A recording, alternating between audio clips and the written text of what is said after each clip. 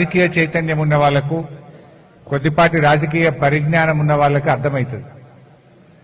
ఎప్పుడైనా ఏ రాష్ట్రంలోనైనా మన రాష్ట్రంలోనైనా ruling party సర్పంచులు 80-90% గెలుస్తుంది. అది కామన్. అది అధికార పార్టీ వాళ్ళు 80 నుంచి 90% సర్పంచులు సహజంగానే గెలుస్తూ ఉంటారు. గతంలో బీఆర్ఎస్ పార్టీ కూడా అధికారంలో ఉన్నప్పుడు మనము కూడా 80 నుంచి 90% సర్పంచులు గెలిచాం గతంలో.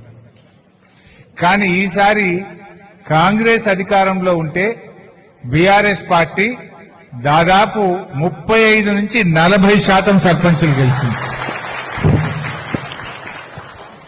తక్కువ కాదు, 4000 సర్పంచులు బీఆర్ఎస్ పార్టీ గెలిచింది. 4000 అంటే మామూలు మాటనా? అంటే ఇది దేనికి సంకేతం? ఒకవైపు రేవంత్ రెడ్డి కాలుకు బల్పం కట్టుకున్నట్టు తిరిగిండు. జనరల్ గా సర్పంచ్ ఎన్నికల్లో ముఖ్యమంత్రులు అంటే వాళ్ళు తిరగరు. రేవంత్ రెడ్డికి డౌట్ వచ్చింది, నా ఈ బలిగేటట్టుందని.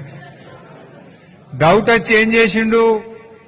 ఎన్నికల కోడ్ను ఉల్లంఘిస్తూ జిల్లాకు పోయి మహిళా సంఘాలలో పిలిపించుకొని దీనికి కొబ్బరికాయ కొడుతున్నా, దానికి కొబ్బరికాయ కొడుతున్నా, ఇది శాంక్షన్ అయిపోయింది, అది శాంక్షన్ అయిపోయింది అని ఊరిచ్చి మాటలు చెప్పి గల్లీ రేవంత్ రెడ్డి తిరిగితే కూడా జనము బండకేసి కొట్టిండ్రు.